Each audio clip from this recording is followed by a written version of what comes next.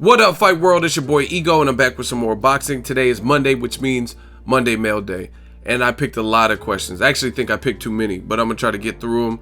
And I'll spend some more time on certain questions, and some might be quicker, but we'll see what happens. And the first question is from Igloo2. Do you think Brook was afraid to legitimately lose his precious O to a welterweight, so he chose to give it away to Golovkin because there's no shame in losing in someone 2 weight classes above you? Yeah, and it's very similar to the Canelo Khan situation, because if you guys recall, in that situation, Amir Khan was saying a lot of stuff at like, oh, I was killing myself, I was killing my body to make welterweight, and I'm like, what? I never heard of that. I heard he was killing himself to make 140 maybe, because he has, big back, big frame. But he, all of a sudden, when he signed on to fight Canelo, out of nowhere, that fight came out of nowhere, and he was saying he was killing himself to make welter. And he was like, who knows, maybe Amir Khan's a natural middleweight, and they were talking about, would you fight Golovkin? And it was just getting real ridiculous. And as soon as he gets knocked out and loses, he did an interview I seen, and he was talking about, oh, I put on too much weight, and Canelo needs to move up and fight Golovkin. I took a risk, I dared to be great, etc. And I'm dropping back down to welterweight. It was too much weight for me.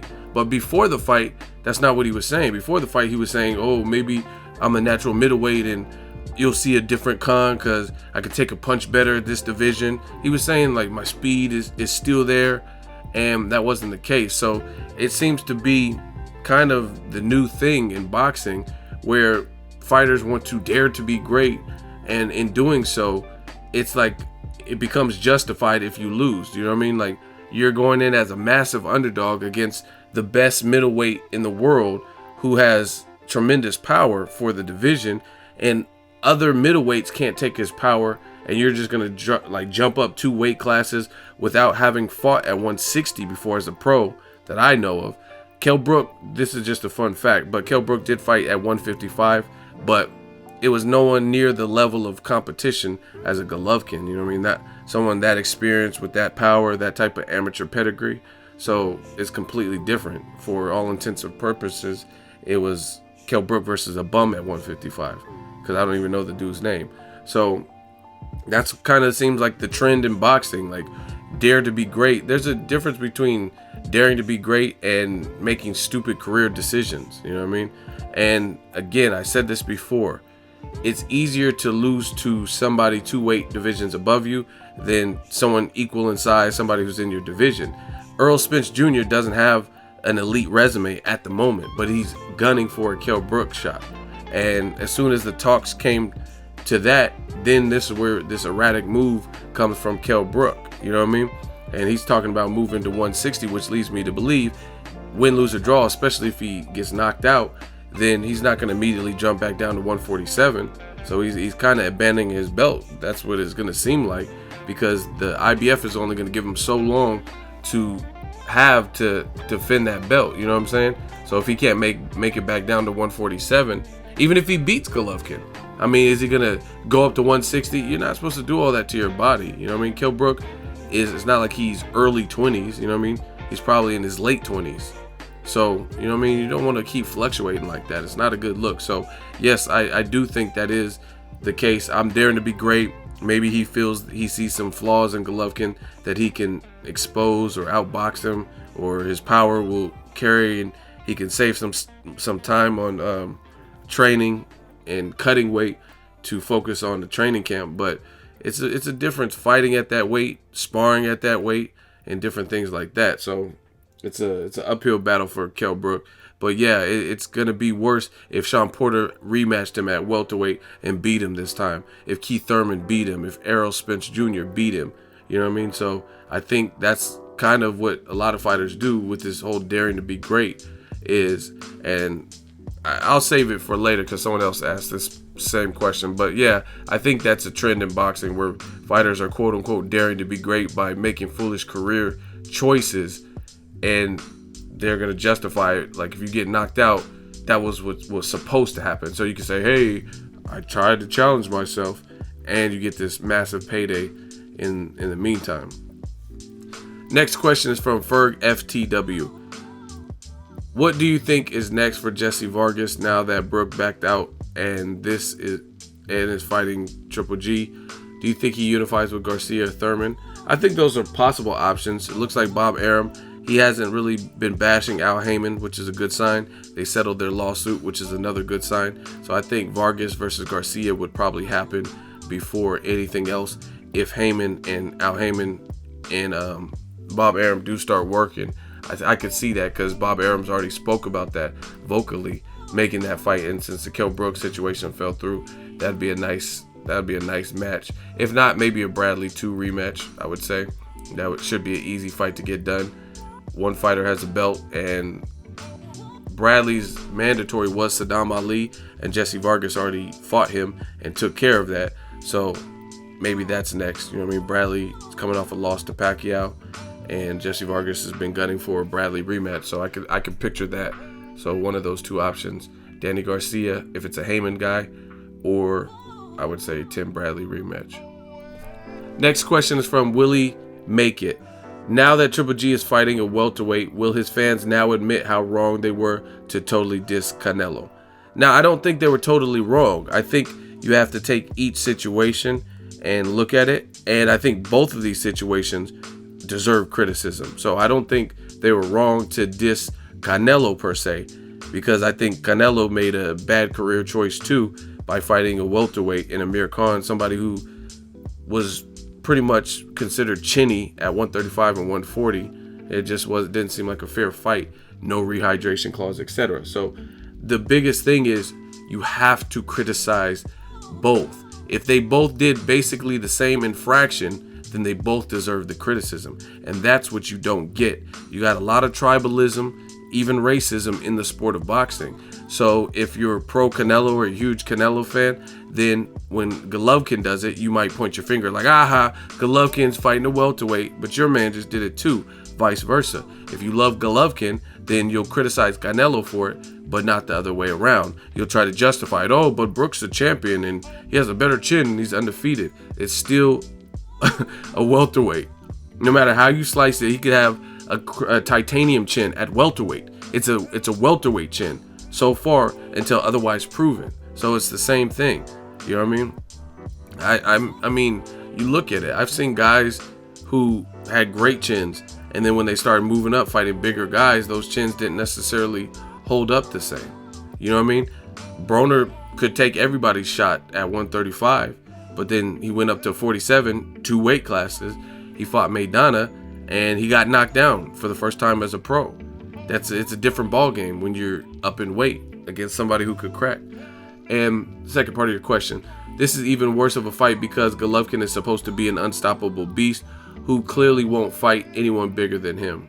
Yeah, so I mean, I think they both deserve criticism for it's like the boxing is not even, it's like WWE now. You know what I mean? People, it's just about, I hate to say this, but I think people look at Floyd Mayweather and are almost envious, and what they try to do is they want to replicate that, but the way they're going about it is wrong. They're going off of what they think Floyd does, but they're not going off of what he actually did do.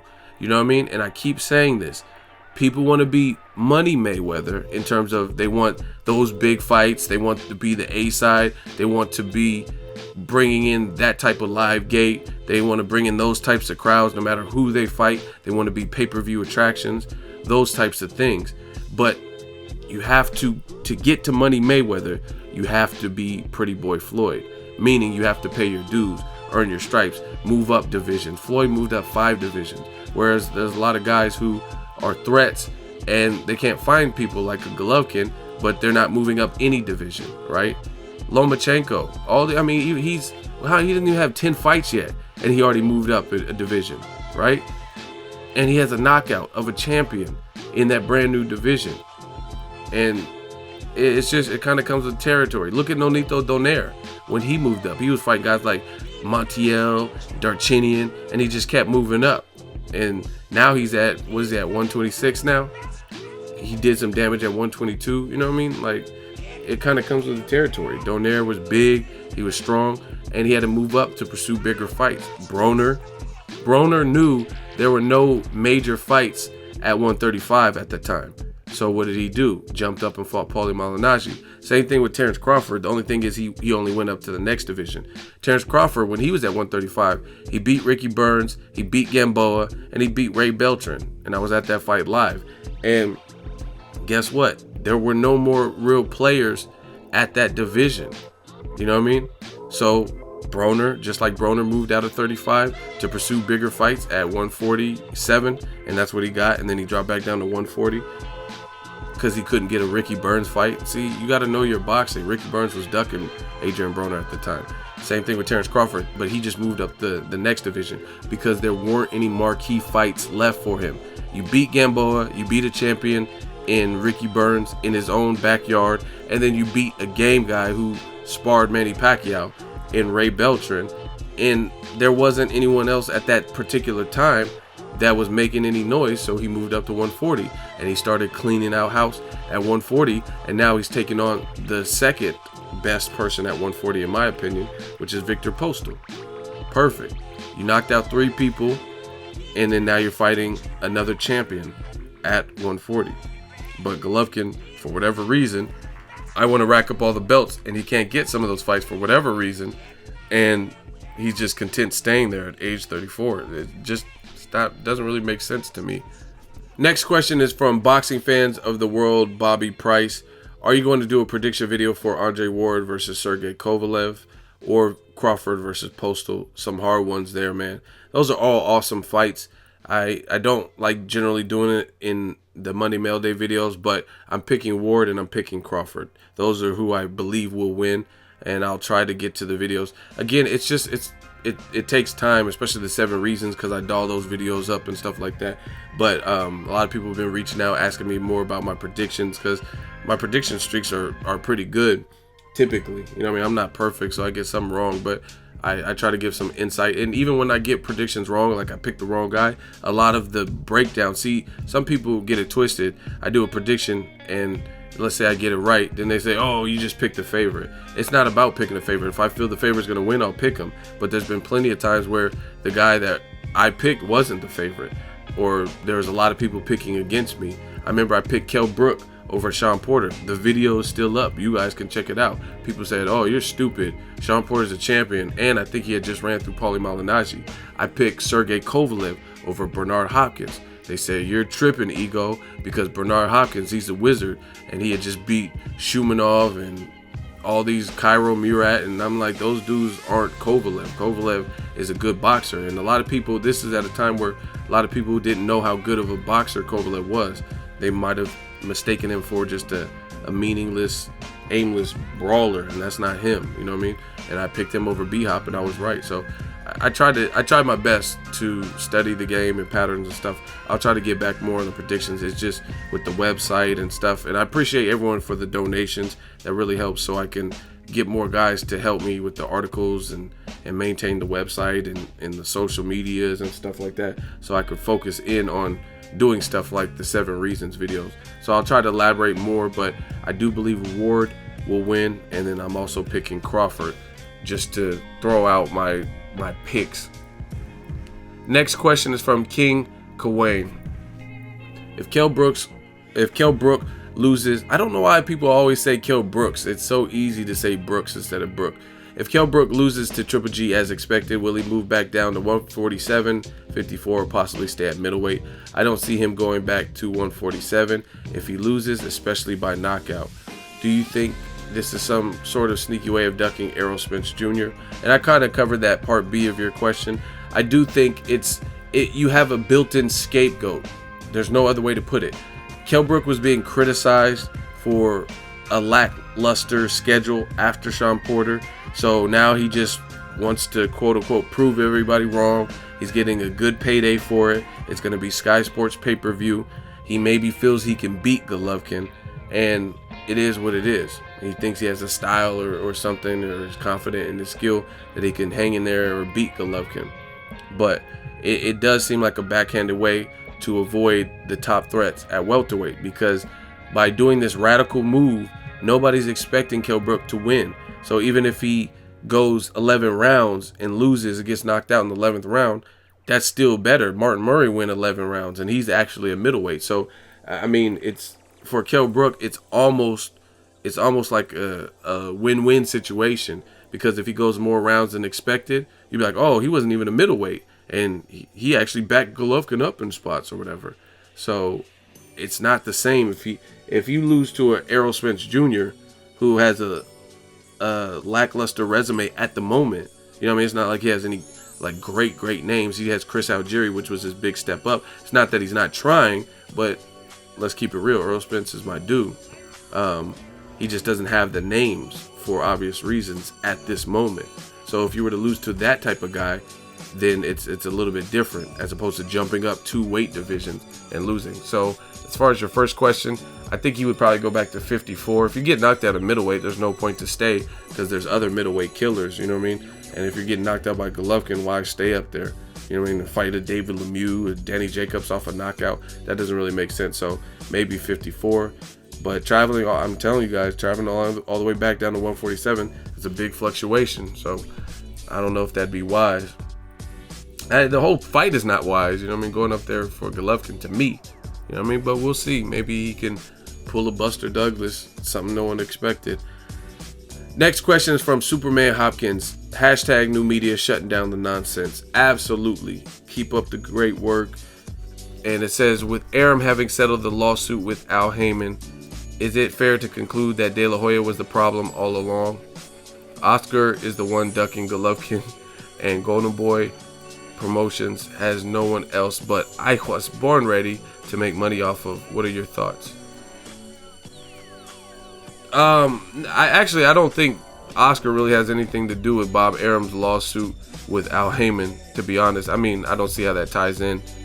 I don't see how, because Arum settled his personal top-ranked lawsuit with Al Haymon, I don't think that had anything to do with Golden Boy. What I personally think happened is this. Bob Arum has been in the business since the late, great Muhammad Ali. You know what I mean? He has years in the industry. And just like the Mayweather-Pacquiao fight, I think Bob Arum was personally one of the biggest roadblocks to that fight not happening. That's me personally. And I've met Bob Arum and stuff. He's a cool dude. That's just my personal opinion.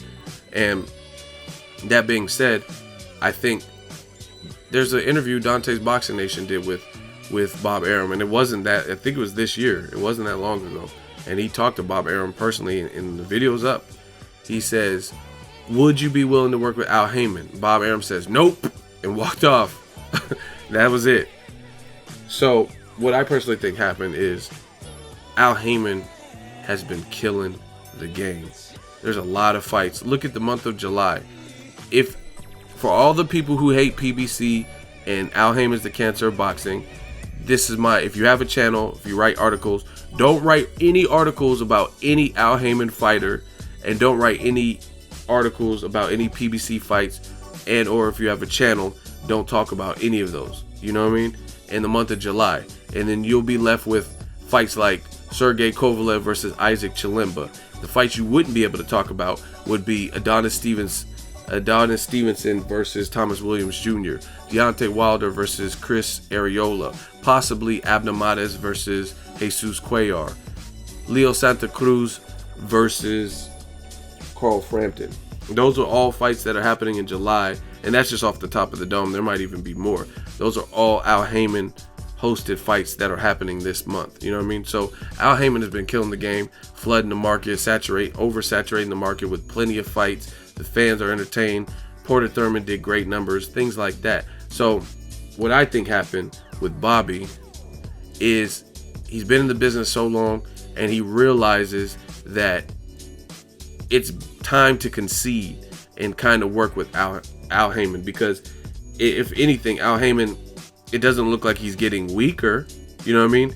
His stable's growing. He keeps getting new fighters. He's putting on fights that are doing good numbers, like the Thurman Porter did 4 million at peak, 3.9 million, over 3.1 million average. You know what I mean?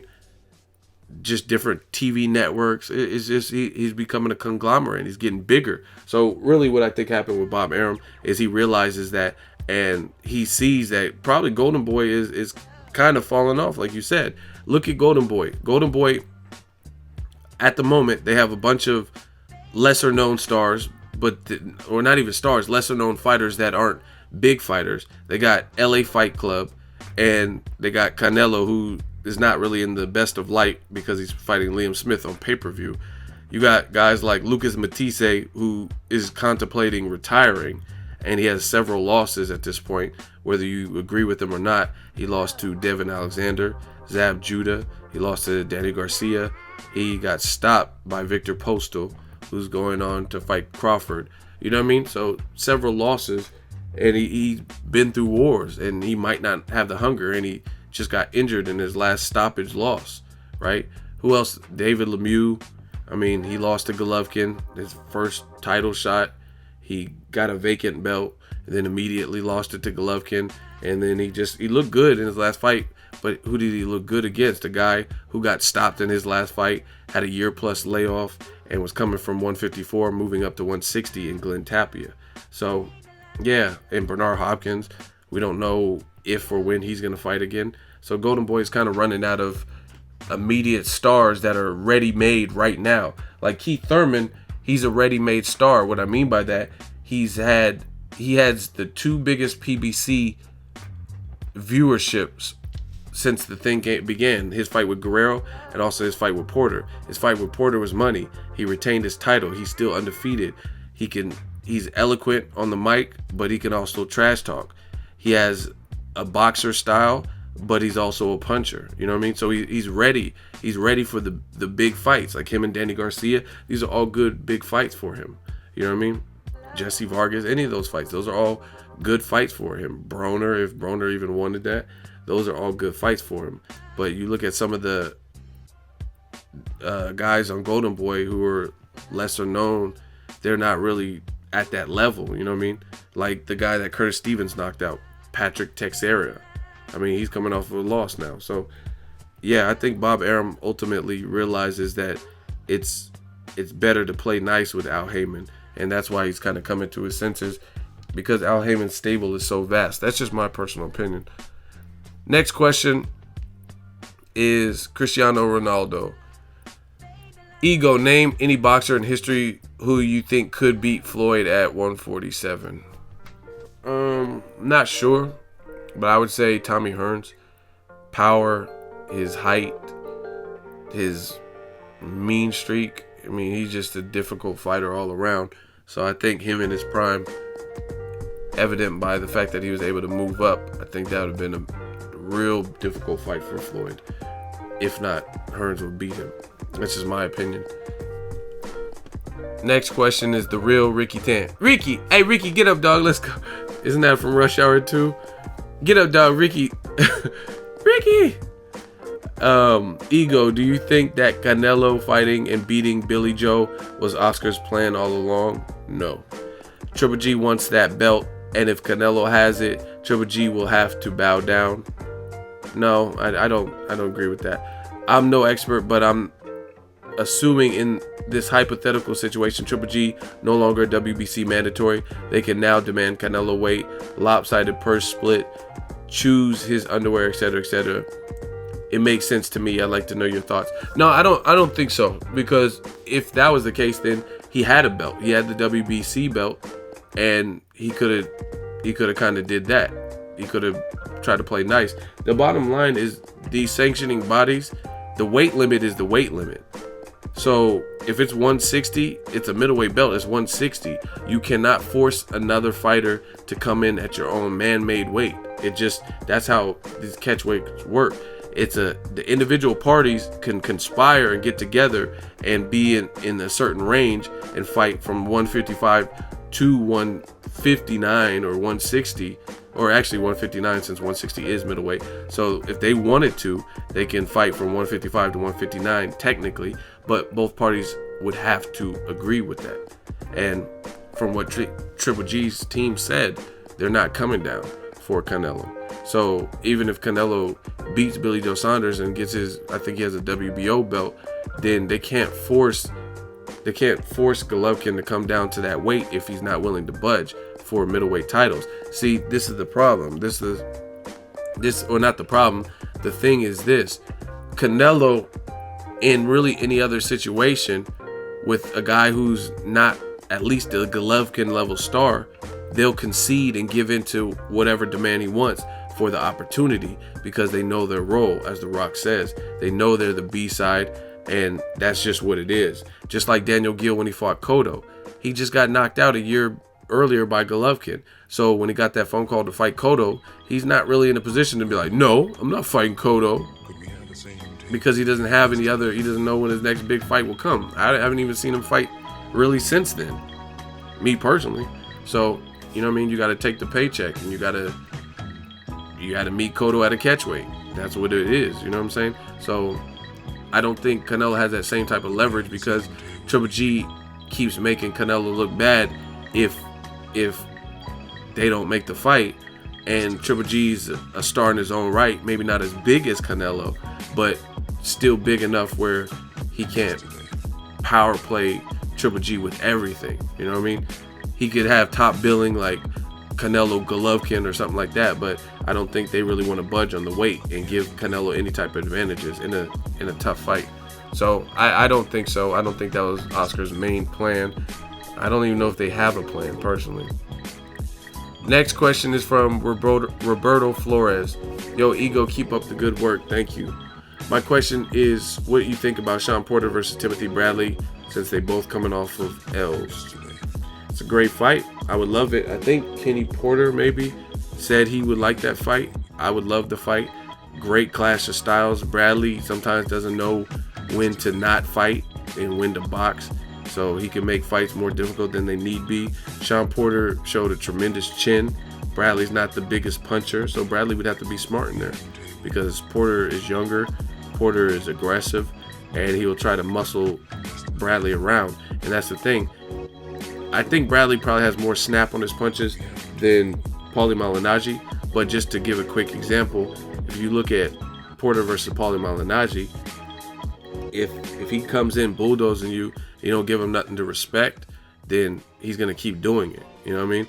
The thing in the Keith Thurman fight, Keith Thurman hits hard, especially when they're not wearing 20-ounce gloves like they did in sparring. So even though he was still jumping on Keith Thurman, I know he felt the power. You know what I'm saying? So even though he still jumped on Thurman, I know he felt the power and he had to be a little bit more cautious. But with the Bradley, I don't know. You know what I mean? I don't know how we would respect Bradley's power, so Bradley would have to box smart. Good fight, really good fight. Bradley's coming off a Pacquiao loss, which is, it's a loss, but if you lose to Mayweather, you lose to Pacquiao, it's kind of to be expected.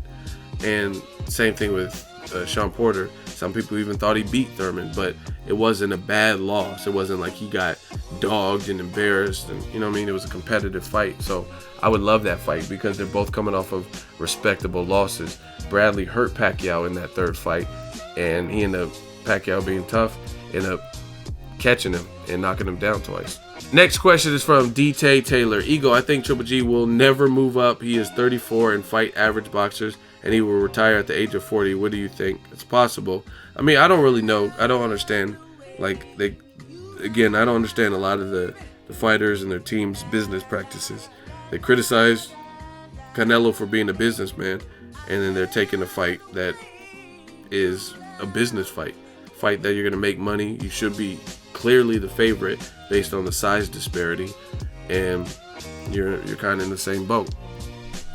And I just seen an article where Golovkin says, until I unify, and we don't know if that's possible, but because some fighters like Danny Jacobs is on the Haymon side, and we don't know if he can come to HBO. We don't know if Golovkin has an exclusive contract to fight on HBO only. Can he go to PBC?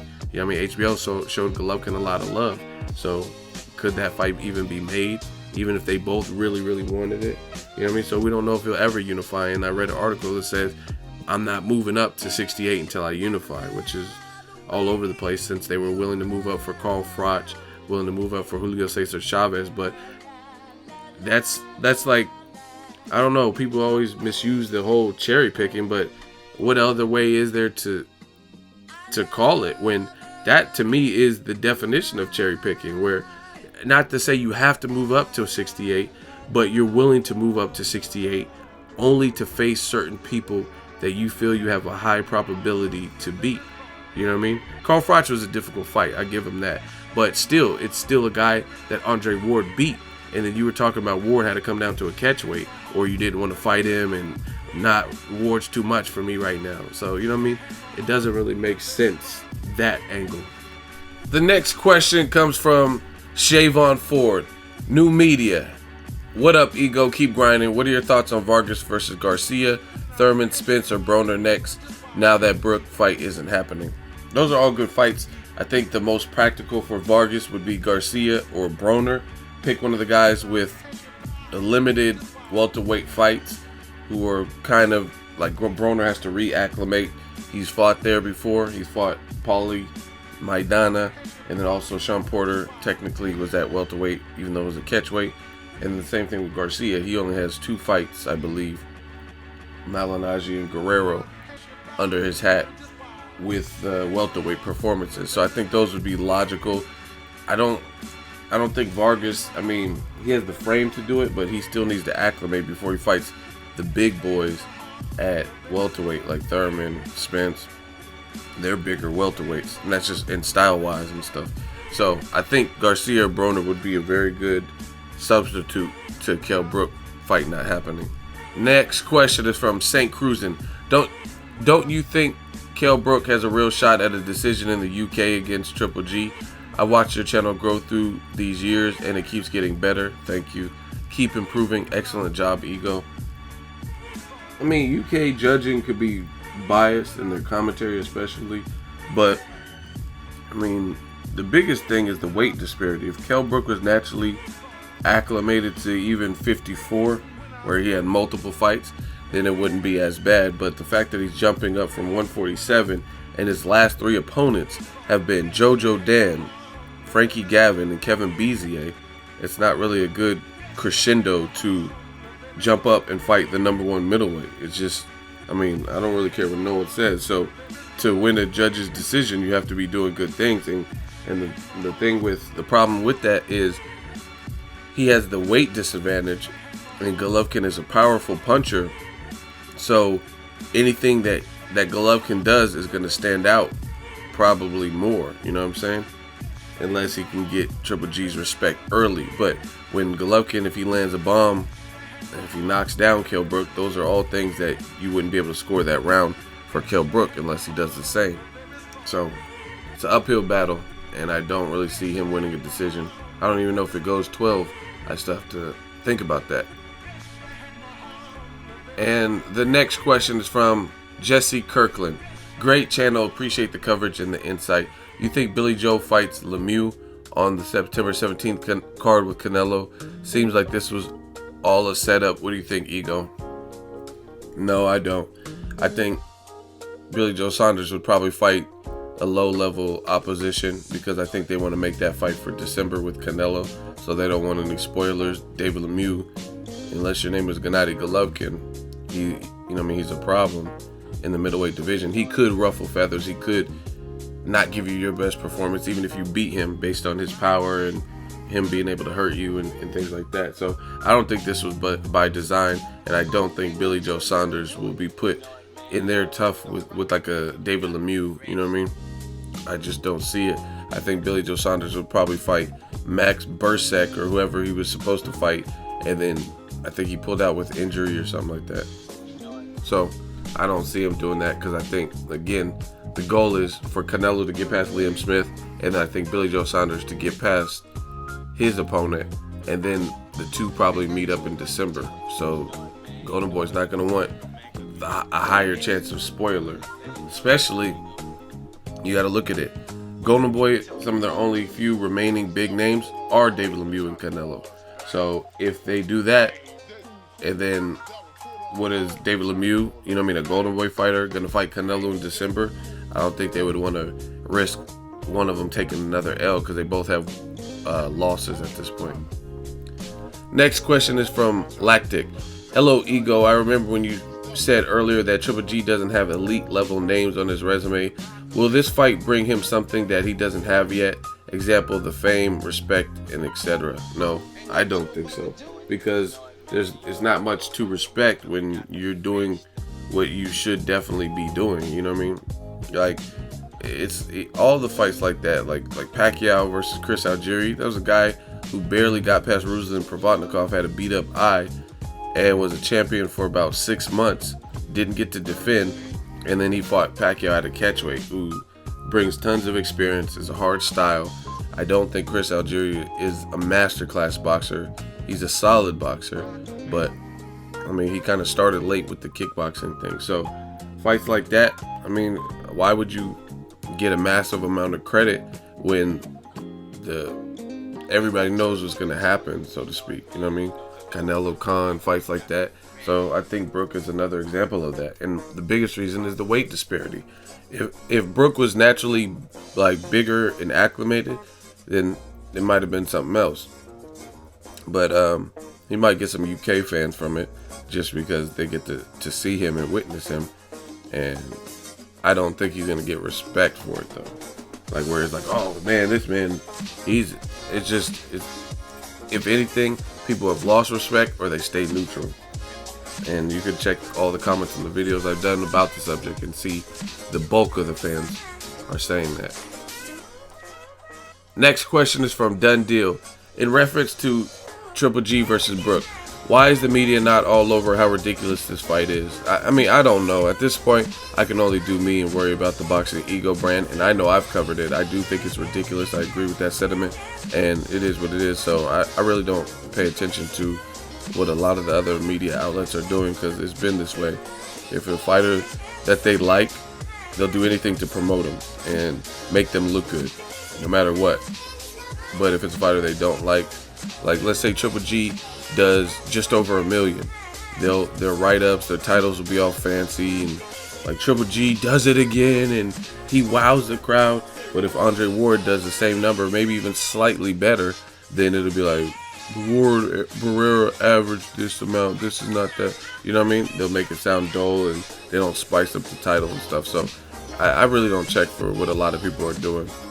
Middleweight champion taking on a welterweight champion when there's a huge talent pool available for both fighters to fight. Yeah, I mean, the fight just makes no sense, last minute or not. People are, oh, but Chris Eubank, okay, that's one person. And if your division is that dry where one person not being able to fight, or Billy Joe Saunders, or three people not being able to fight, that's how you know you're not in a stacked division. Because like guys like Danny Garcia, if Errol Spence can't fight, then there's still Keith Thurman, there was Kell Brook, there's a ton of names in that division, Pacquiao, Mayweather.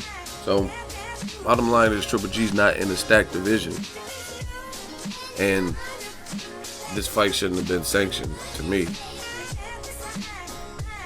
Next question is from M1 Han.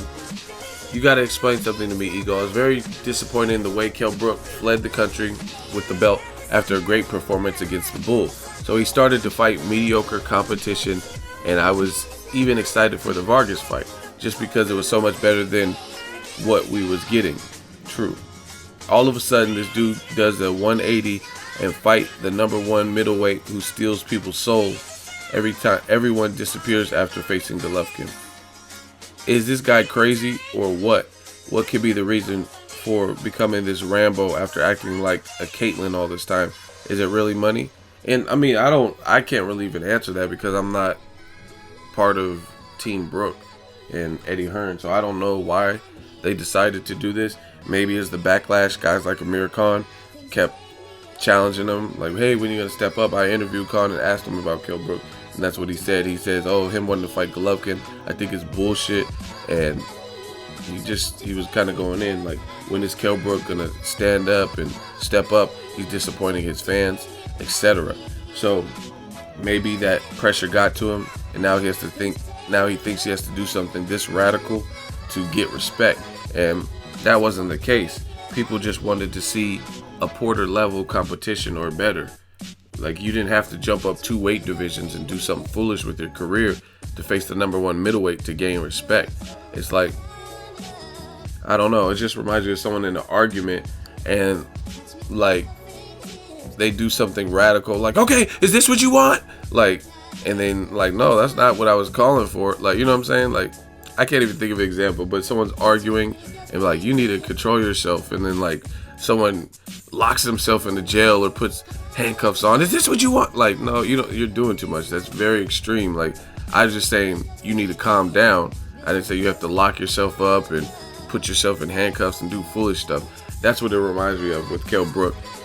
People wanted him to step up, but no one was trying to force him to step up 2 weight divisions into some senseless fight. I mean, that just wasn't what people would have been content if he fought Errol Spence Jr., Danny Garcia, Jessie Vargas. I mean, these are all good fights. Keith Thurman, all good fights. Amir Khan, if Khan wanted it, right? So that's kind of what it is. I don't know for a fact because I'm not, again, part of the team. It just, money talks too. So he's probably getting a good payday from it, and he's willing to, you know what I mean? A lot of these fighters don't really necessarily act like fighters. They act like businessmen, you know what I mean? I think Floyd, he kind of changed the business model where people see like, damn, he's getting $300 million in one night and stuff like that. They see those types of things, and then they want a piece of the action. So I guess they'll go through great lengths to do it. Like, oh, I could stop Canelo if you're Amir Khan, or I could be the one to foil Triple G if you're Kell Brook. And we'll see what happens, but it's a mismatch. Next question is from Ivan Georgiev. Ego, is that a mismatch in how Golovkin don't have balls to move one division? Yes, I just said it was a mismatch too. That's funny. To fight with Ward. I mean, he wants no parts with Ward. Even now, have good opponents if you move to middleweight, super middleweight. DeGale, Badujak, and Ramirez, he could drop back. True. Floyd did it. Floyd fought De La Hoya, dropped back down to welter. You know what I mean? Everybody else has fluctuated. All the greats in recent memory have moved up and or fluctuated divisions. Miguel Cotto moved up to 54, then moved up to middleweight, then dropped back down most likely to fight at 154 against like a Marquez or whatever, maybe even 147. You know what I mean? Golovkin's the only one that's 34 that hasn't really had to move. He's just been staying put where he's a threat. We know that. We get it. You're a threat. But everyone else had to move up. Ward moved up to light heavyweight. I mean, just do the math. Juan Manuel Marquez, he was a great lightweight. He was beating guys, Juan Diaz and stuff.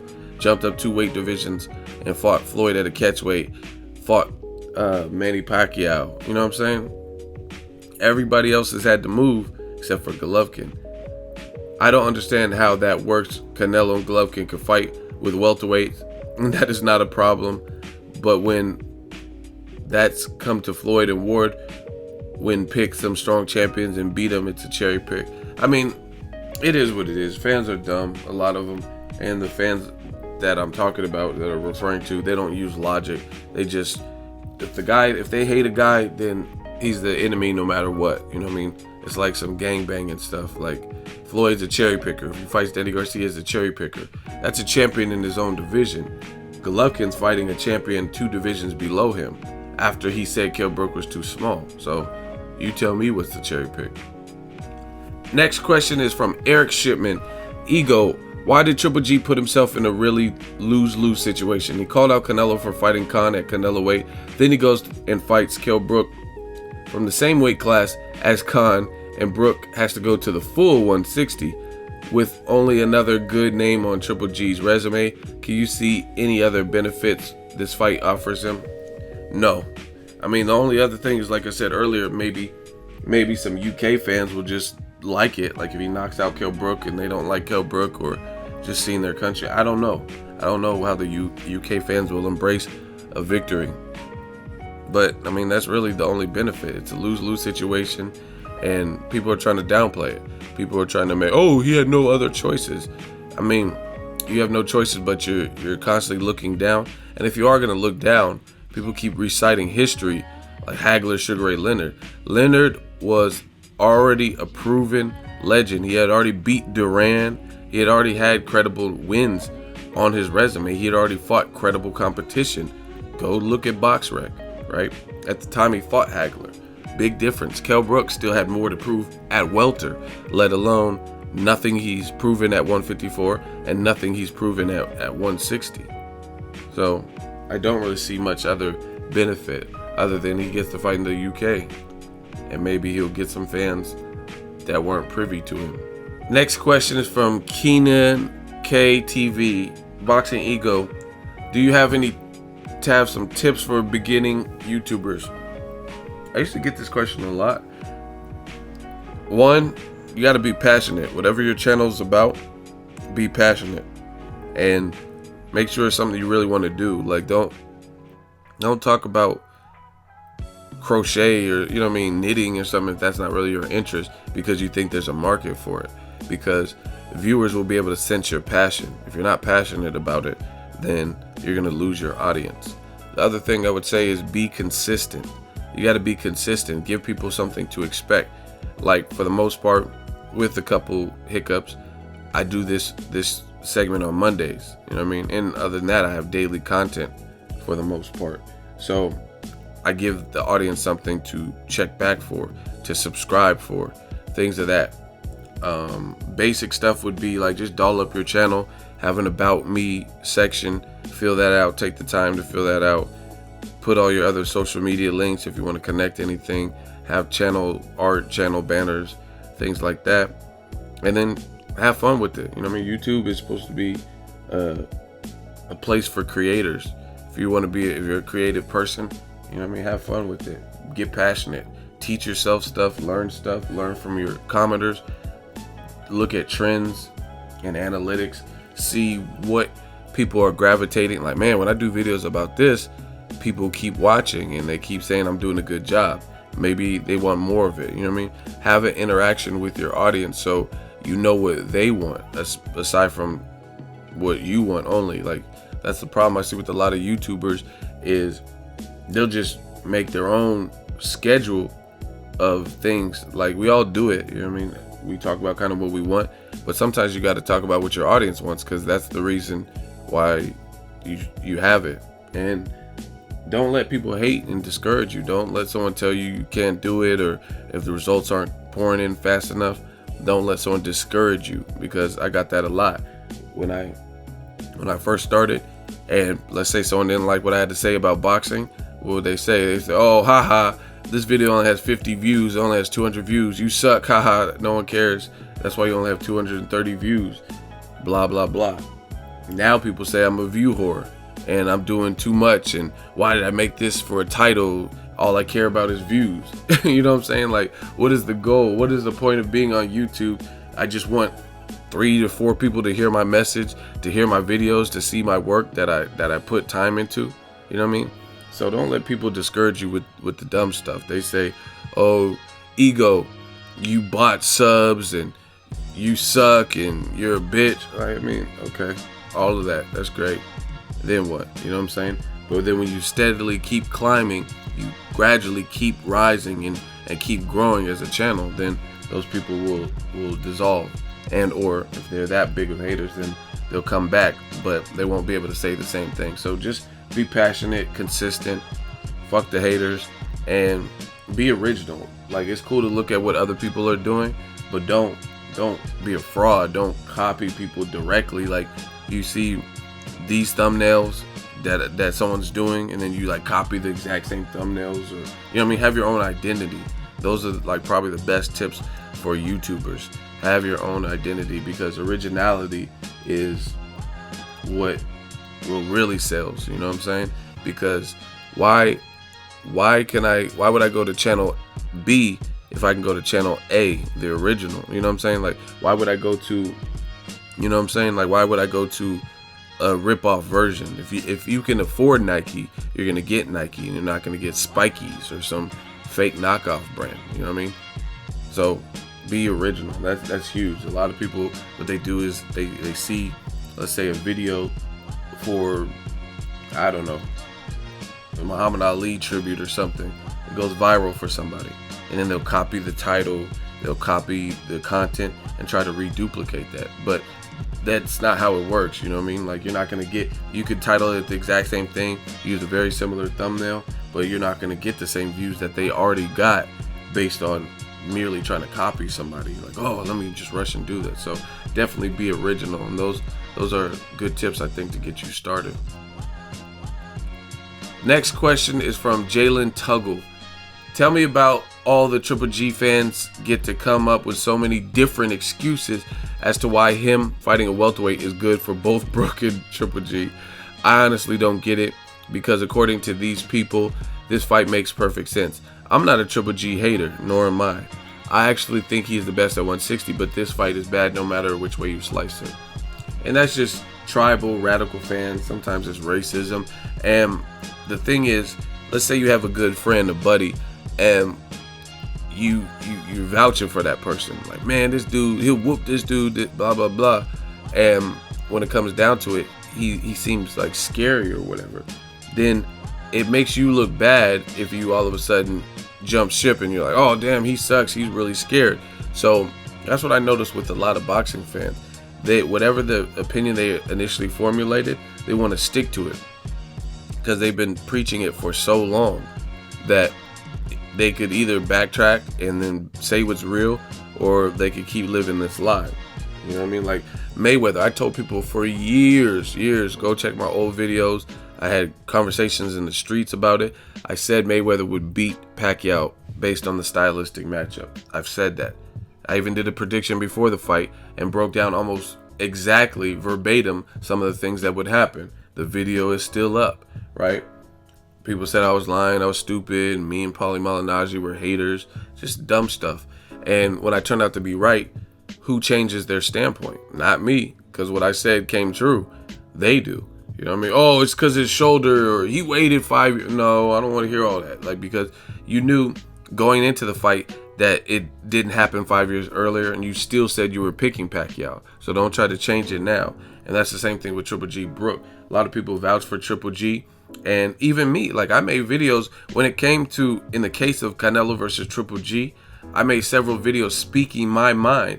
And I think Team Triple G had a great platform and a great standpoint about what Canelo was doing, how it was bad for boxing, because I agree with that. I don't think it was good to fight Amir Khan. I thought it made no sense. We all knew the outcome. And I made videos speaking on that. They said, oh, why is Canelo doing this? Is he a businessman or is he a boxer? And they were saying this, putting all the pressure, give me my belts. Then Canelo gave him the belts. So that whole duration, that whole sequence of events, I sided with Team Triple G. Now he's doing what he condemned, and I'm speaking out on that. And what do they say? Oh, you hate Team Triple G. But the whole time I was picking apart Canelo's decisions, and it happened to side with what Golovkin was doing, then there was no whispers or no chatter about ego, you hate Triple G. Now that the shoe's on the other foot, ego, you hate Triple G. And that's out of fear, that's out of desperation, because they know what I'm saying is true. Nobody, if this fight, just like the Liam Smith fight, if these fights were so great, then why didn't you think of it? I have 3,000 videos on my channel, and I don't recall a single person that said, you know what fight I'm looking forward to most? Gennady Golovkin versus Kell Brook. You know why? Because nobody was thinking of that match. Just like they weren't thinking of Amir Khan versus Canelo, because we as fans had more respect for the weight divisions. So nobody was even considering that type of match. I remember a couple years ago, they were talking about Gamboa moving up all this weight to fight Tim Bradley. And I'm like, what? Where is that coming from? And Bradley was at 47 at that time. So I'm like, what the hell? Gamboa versus Bradley at 47? And it never materialized, but it was just like a very weird matchup to even think about. You know what I'm saying? And that's what this is with Golovkin and Brook. If this was so great, then why weren't you calling for this all along? I've even seen people say Demetrius Andrade versus Golovkin, talk about that, but I haven't seen anyone talk about Brook, except for when the news was released that it was already a done deal.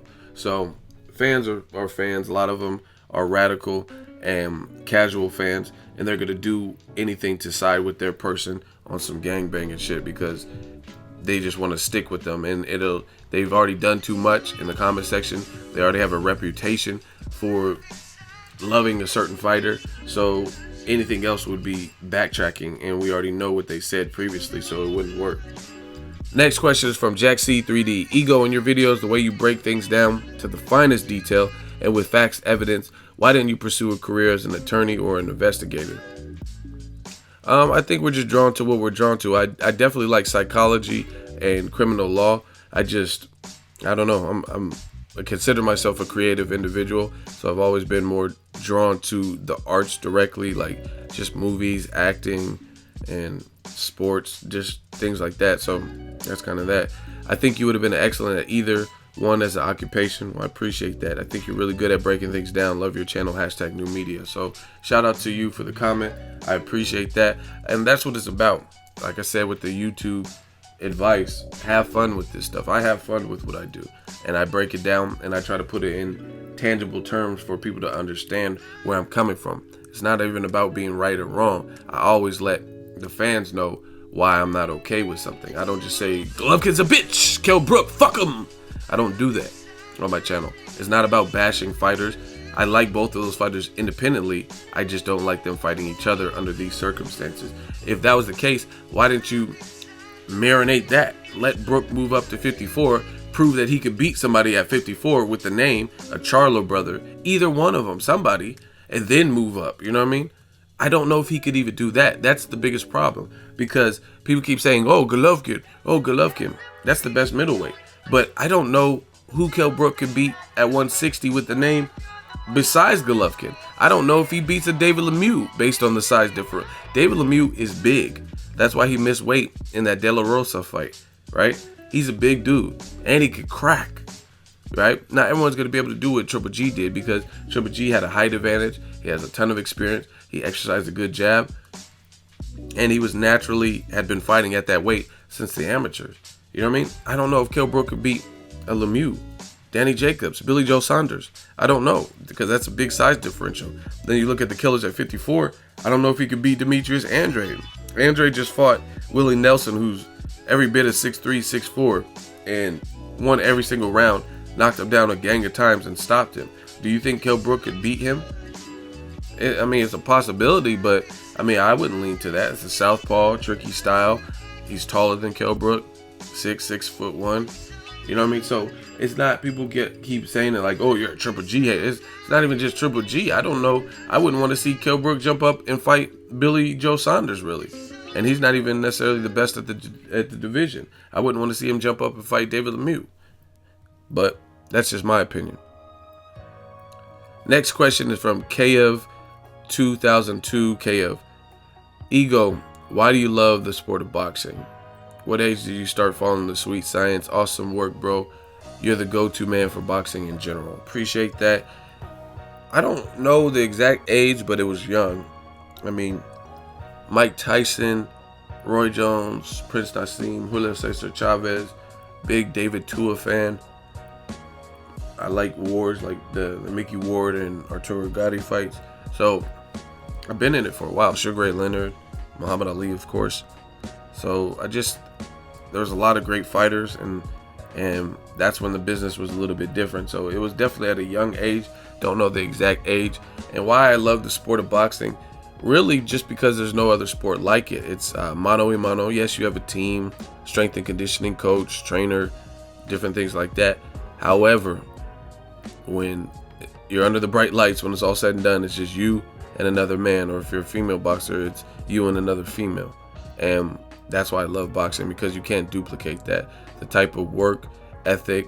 I mean, I've seen guys take punishment that seems almost inhumane, you know what I mean? Like and then win, you know what I mean? Like, I've seen guys get beat up for 12 solid rounds, and then at the last minute in the 12th, they pull off an upset. A lot of sports aren't like that, I want to say. You know what I mean?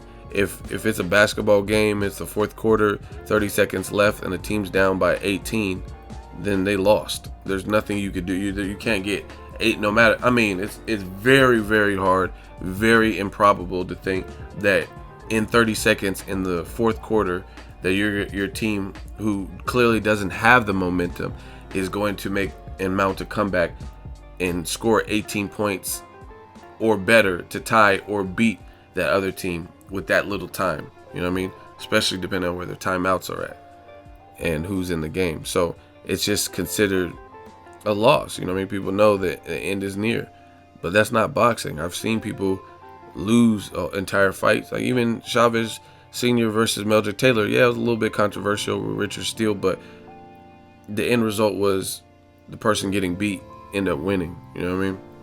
and there's no other way or another sport that really can duplicate that. The sacrifice that these fighters go through, the level of technique and discipline. Like I see boxers just ripped up and stuff. I don't know. It's just everything about it. Just the passion. I've always been drawn to it because there's nothing like that. That blood, sweat, and tears. I don't know. It's almost patriotic to me. I don't know. So that's the best way to put it. Why I love the sport of boxing, because there's no other sport like it. Next question, Marcus Jones. Hey Ego, when you gonna do another video on the bias and hypocrisy and racism and double standards in the sport of boxing?